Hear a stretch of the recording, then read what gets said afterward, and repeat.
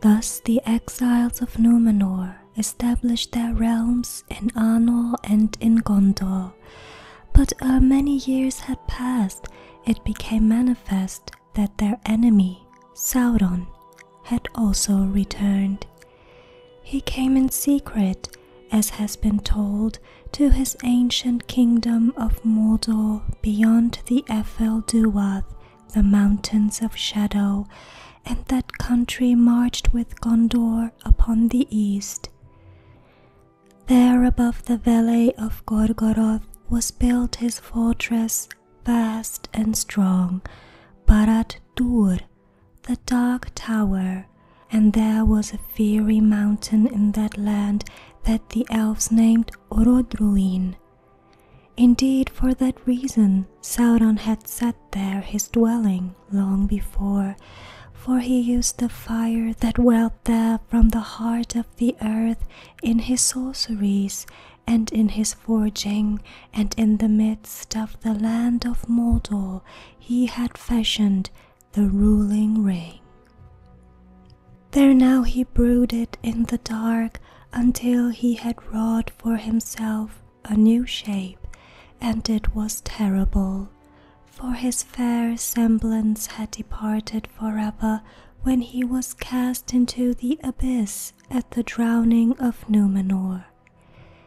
He took up again the great ring and clothed himself in power, and the malice of the eye of Sauron few even of the great among elves and men could endure. Now Sauron prepared war against the Eldar and the men of Westernesse, and the fires of the mountain were wakened again. Wherefore, seeing the smoke of Orodruin from afar, and perceiving that Sauron had returned, the Númenorians named that mountain anew Amon Amarth, which is Mount Doom. And Sauron gathered to him great strength of his servants out of the east and the south, and among them were not a few of the high race of Númenor. For in the days of the sojourn of Sauron in that land, the hearts of well-nigh all its people had been turned towards darkness. Therefore many of those who sailed east in that time and made fortresses and dwellings upon the coasts were already bent to his will, and they served him still gladly in Middle-earth. But because of the power of Gil-galad, these renegades, lords both mighty and evil, for the most part took up their abodes in the southlands far away, yet two there were, Hirumor and Fuinur, who rose to power among the Haradrim, a great and cruel people that dwelt in the wide lands south of Mordor beyond the mouths of Anduin. When therefore Sauron saw his time, he came with great force against the new realm of Gondor, and he took Minas Ithil, and he destroyed the white tree of Isildur that grew there.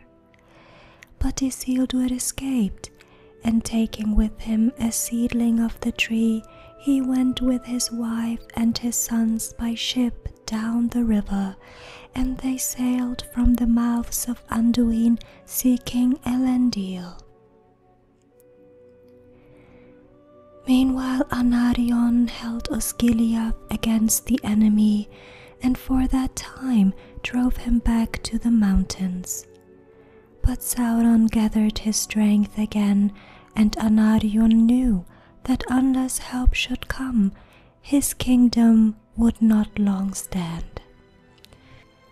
Now Elendil and Gil-galad took counsel together, for they perceived that Sauron would grow too strong and would overcome all his enemies one by one if they did not unite against him. Therefore they made that league which is called the Last Alliance, and they marched east into Middle-earth, gathering a great host of elves and men, and they halted for a while at Imladris. It is said that the host that was there assembled was fairer and more splendid in arms than any that has since been seen in Middle-earth, and none greater has been mustered since the host of the Vala went against Thangorodrim. From Imladris they crossed the misty mountains by many passes and marched down the river Anduin, and so came at last upon the host of Sauron on Dagorlat, the battle plain, which lies before the gate of the Black Land. All living things were divided in that day, and some of every kind, even of beasts and birds, were found in either host, save the elves only. They alone were undivided and followed Gil-galad. Of the dwarves, few fought upon either side, but the kindred of Dúnedain of Moria fought against Sauron.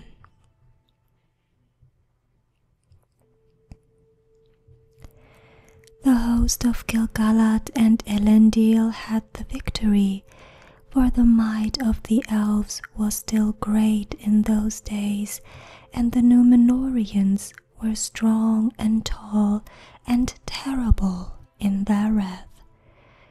Against Aeglos, the spear of Gil-galad, none could stand, and the sword of Elendil filled orcs and men with fear, for it shone with the light of the sun and of the moon, and it was named Narsil.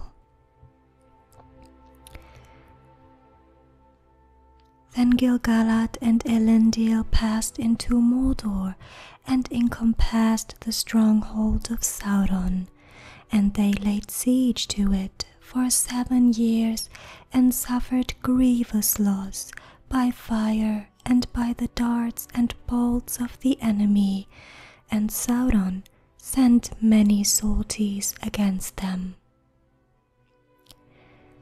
There in the valley of Gorgoroth, Anarion, son of Elendil, was slain, and many others. But at the last the siege was so strait that Sauron himself came forth, and he wrestled with Gil-galad and Elendil, and they both were slain, and the sword of Elendil broke under him as he fell. But Sauron also was thrown down, and with the hilt shard of Narsil, Isildur cut the ruling ring from the hand of Sauron and took it for his own. Then Sauron was for that time vanquished, and he forsook his body, and his spirit fled far away and hid in waste places, and he took no visible shape again for many long years. Thus began the third age of the world after the eldest days and the black years. And there was still hope in that time, and the memory of mirth, and for long the white tree of the Elda flowered in the courts of the kings of men, for the seedling which he had saved Isildur planted in the citadel of Anor in memory of his brother ere he departed from Gondor. The servants of Sauron were routed and dispersed, yet they were not wholly destroyed, and though many men turned now from evil and became subject to the heirs of Elendil, yet many more remembered Sauron in their hearts and hated the kingdoms of the West.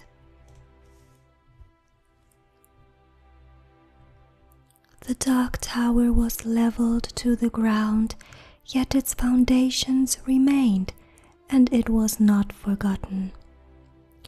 The Númenoreans indeed set a guard upon the land of Mordor, but none dared dwell there because of the terror of the memory of Sauron and because of the mountain of fire that stood nigh to Barad-dûr, and the valley of Gorgoroth was filled with ash. Many of the elves and many of the Númenoreans and of men who were their allies had perished in the battle and the siege, and Elendil the Tall and Gil-galad the High King were no more.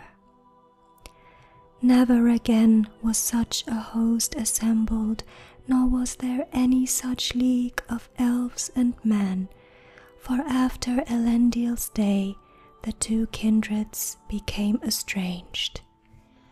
The ruling ring passed out of knowledge, even of the wise in that age, yet it was not unmade. For Isildur would not surrender it to Elrond and Círdan, who stood by. They counselled him to cast it into the fire of Orodruin nigh at hand, in which it had been forged, so that it should perish and the power of Sauron be forever diminished, and he should remain only as a shadow of malice in the wilderness. But Isildur refused this counsel, saying, "This I will have as war-guilt for my father's death and my brother's. Was it not I that dealt the enemy his death blow?" And the ring that he held seemed to him exceedingly fair to look on, and he would not suffer it to be destroyed. Taking it, therefore, he returned at first to Minas Morgul, and there planted the white tree in memory of his brother Anarion. But soon he departed, and after he had given counsel to Meneldil, his brother's son, and had committed to him the realm of the south, he bore away the ring to be an heirloom of his house, and marched north from Gondor by the way that Elendil had come, and he forsook the south kingdom, for he purposed to take up his father's realm in Eriador, far from the shadow of the Black Land. But Isildur was overwhelmed by a host of orcs that lay in wait in the misty mountains, and they descended upon him at unawares in his camp between the greenwood and the great river, nigh to Loeg Nigloron, the gladdened fields, for he was heedless and set no guard, deeming that all his foes were overthrown. There well-nigh all his people were slain, and among them were his 3 elder sons, Elendur, Aratan, and Kirion. But his wife and his youngest son, Balandil, he had left in Imladris when he went to the war. Isildur himself escaped by means of the ring, for when he wore it, he was invisible to all eyes, but the orcs hunted him by scent and slot until he came to the river and plunged in. There the ring betrayed him and avenged its maker, for it slipped from his finger as he swam, and it was lost in the water. Then the orcs saw him as he labored in the stream, and they shot him with many arrows, and that was his end. Only 3 of his people came ever back over the mountains after long wandering, and of these one was Ottar, his esquire, to whose keeping he had given the shards of the sword of Elendil.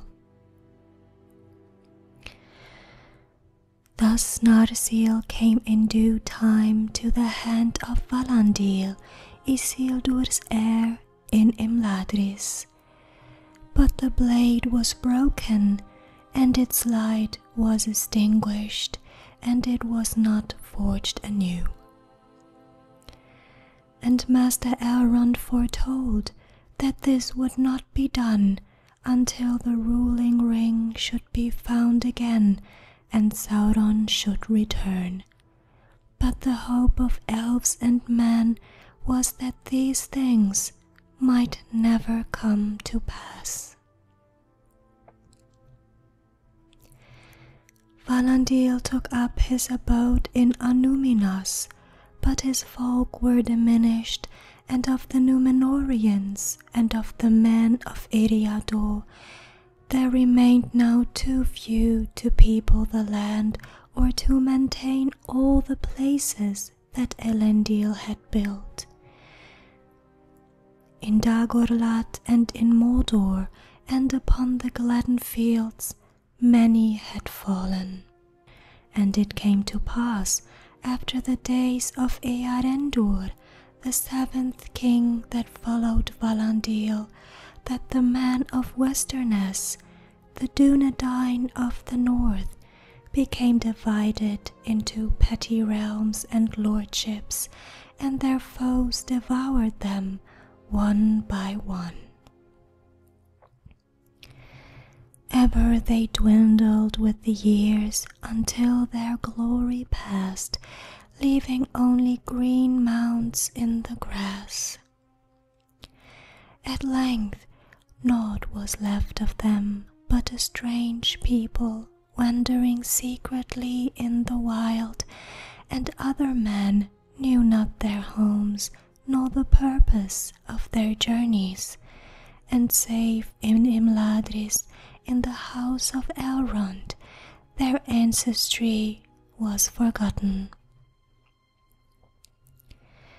Yet the shards of the sword were cherished during many lives of man by the heirs of Isildur, and their line from father to son remained unbroken.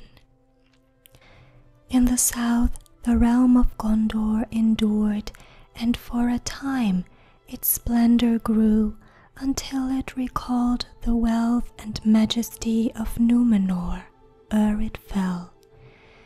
High towers the people of Gondor built, and strong places and havens of many ships, and the winged crown of the kings of men was held in awe by people of many lands and tongues. For many a year the white tree grew before the king's house in Minas Morgul, the seed of that tree which Isildur brought out of the deeps of the sea from Númenor, and the seed before that came from Avalone, and before that from Valanor in the day before days when the world was young. Yet at the last, in the wearing of the swift years of Middle-earth, Gondor waned, and the line of Menelil, son of Anarion, failed. For the blood of the Númenoreans became much mingled with that of other men, and their power and wisdom was diminished, and their lifespan was shortened, and the watch upon Mordor slumbered.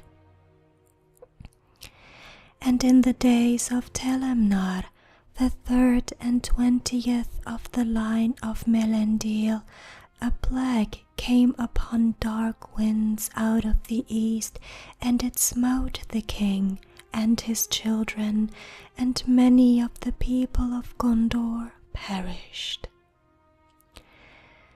Then the forts on the borders of Mordor were deserted, and Minas Ithil was emptied of its people, and evil entered again into the Black Land secretly, and the ashes of Gorgoroth were stirred as by a cold wind, for dark shapes gathered there. It is said that these were indeed the Ulaidi, whom Sauron called the Nazgul, the 9 ring wraiths that had long remained hidden, but returned now to prepare the ways of their master, for he had begun to grow again. And in the days of Eärnil they made their first stroke, and they came by night out of Mordor over the passes of the mountains of shadow, and took Minas Ithil for their abode, and they made it a place of such dread that none dared to look upon it. Thereafter it was called Minas Morgul, the Tower of Sorcery, and Minas Morgul was ever at war with Minas Anor in the west. Then Osgiliath, which in the waning of the people had long been deserted, became a place of ruins and a city of ghosts. But Minas Anor endured, and it was named anew Minas Tirith, the Tower of Guard, for there the kings caused to be built in the citadel a white tower, very tall and fair, and its eye was upon many lands.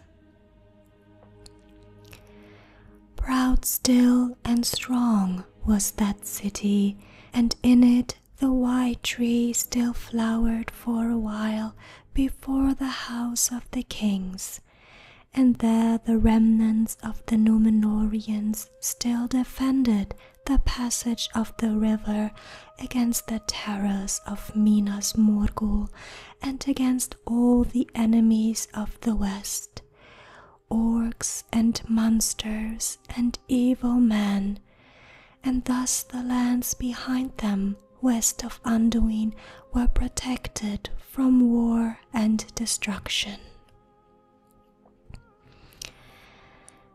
Still Minas Tirith endured after the days of Eärnur, son of Eärnil, and the last king of Gondor.